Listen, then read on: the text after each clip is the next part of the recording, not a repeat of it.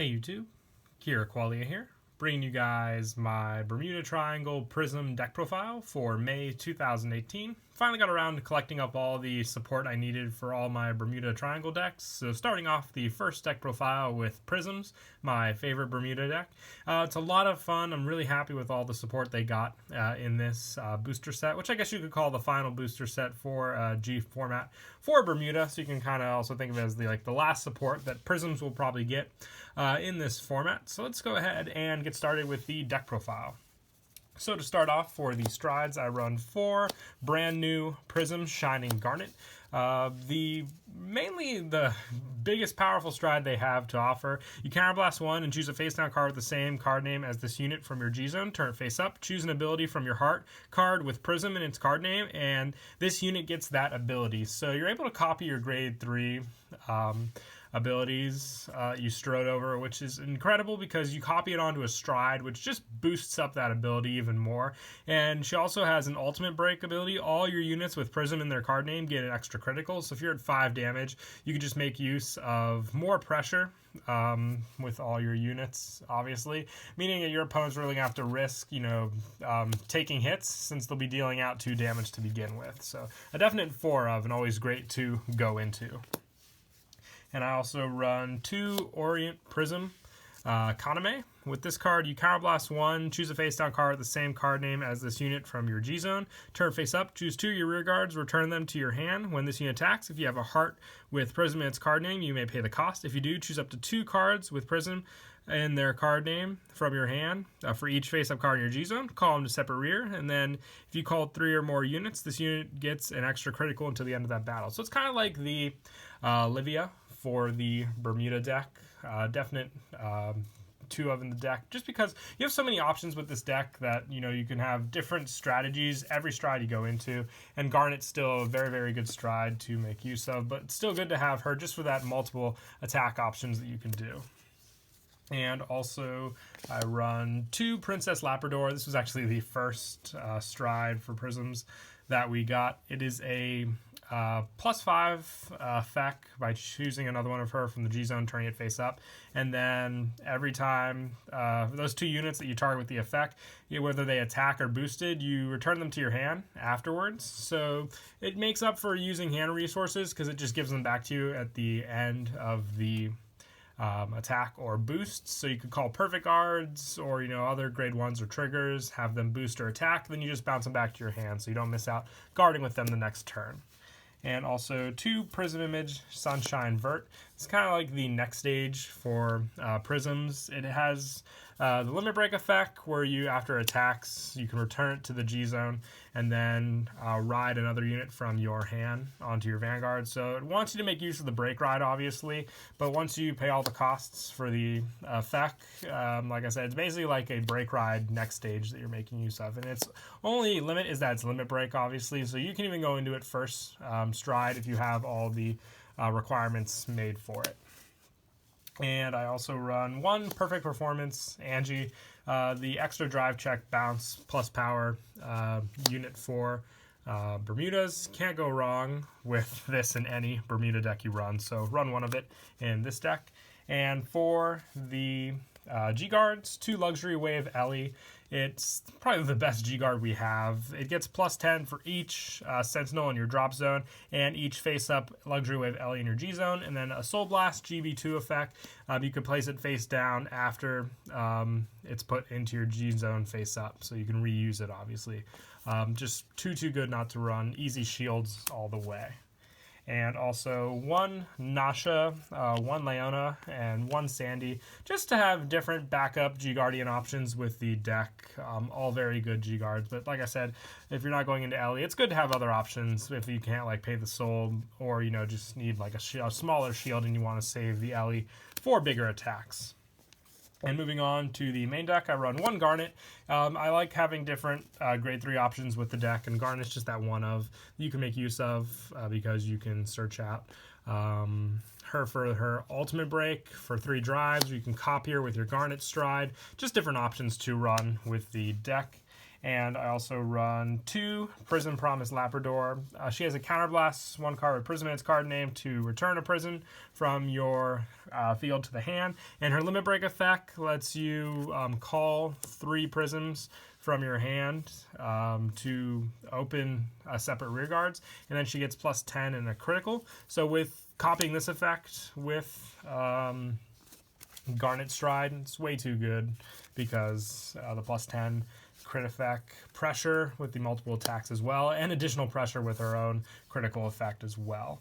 And I run 3 of the brand new Prism Glister Emerald. It's a counterblast 1 when your unit rides or when your G unit strides. You may pay the cost. If you do, choose one of your vanguards. To the end of the turn, it gets, when this unit attacks, choose 2 of your rear guards, return them to your hand. If you return 2 cards, choose a card from your hand, call to rear. So you get this effect when you stride Garnet over her regardless, but you want to copy the Limit Break 4 effect. During your turn, all your units with Prism in their card name get plus 4 for each critical of those units. Immense numbers when you use it with Garnet's own ultimate break. So definitely the unit you're meant to stride over with Garnet for those effects. And I also run, for the last of the grade 3s, 3 Prism Image Vert. Just break ride power with Emerald, Labrador, and the Vert Stride, obviously too good not to run. Searchable with the critical as well, so you always grab her properly also. And that's it for the grade 3s. Moving on to grade 2s, I run 4 Prism Promise Princess Celtic. This is a Vanguard or Rearguard effect. Counterblast 1 card with Prism in its card name. When this unit attack hits a Vanguard, you may pay the cost. If you do, choose one of your other rearguards, return to the hand.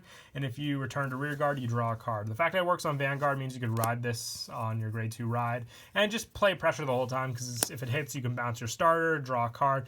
An attack your opponent's not going to want to let you hit. And if you call a second one to rear during that same turn, it's just extra pressure, especially if you have the 2 damage for the counterblasts. And I also run 3 Prism Promise, Prism Romance Lumiere. 4 of this 12k, just because with the additional power columns you can get now at the deck, having her be at 20 and an extra additional criticals, and with a boost, it's an insane amount of guard, usually resulting in your opponent wasting a G guard to block this attack. And lastly, for the grade 2s, 3 Prism Promise Celtic. I run Celtic. You can also run the Rosa, which is the Limit Break plus 3 when bounced grade 2. I like Celtic just because it's not Generation Break locked, so you can make use of her even if you're not on GB. But most of the time you should be on GB regardless with the deck. So just player preference, really, what you want for the final option of grade 2s. And moving on to grade 1s, one of my favorite new units that we got is brand new Prism Flash Sapphire. We finally got a new Perfect Guard for Prisms. You choose a card from your hand, discard it.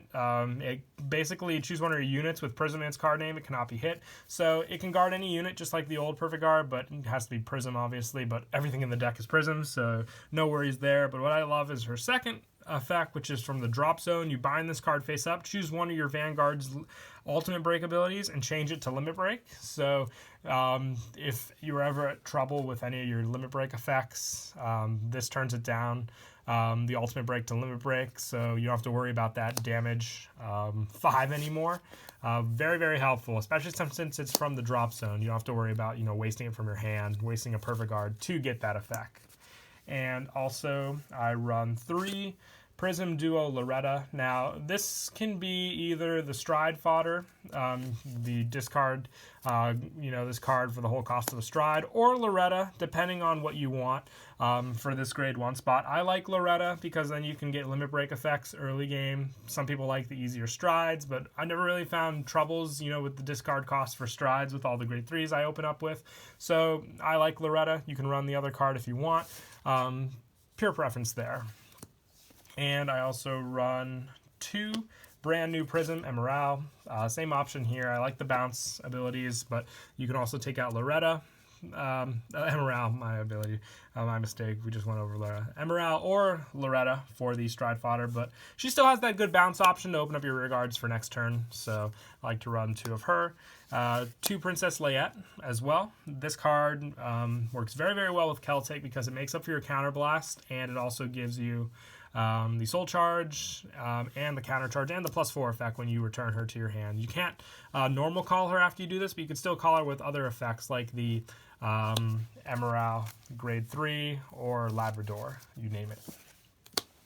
And lastly, for the grade 1s, 2 Sweet Prism Rupena.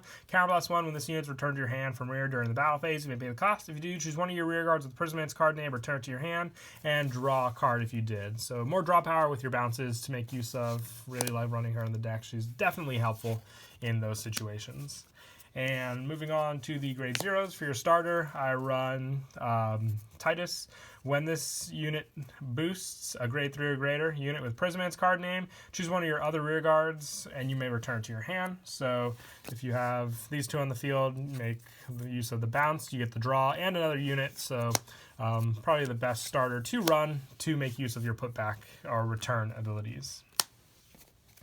And also for criticals, 4 Sunshine Clear. This is the critical that basically you return to your deck when this unit is returned from hand to your hand from rear.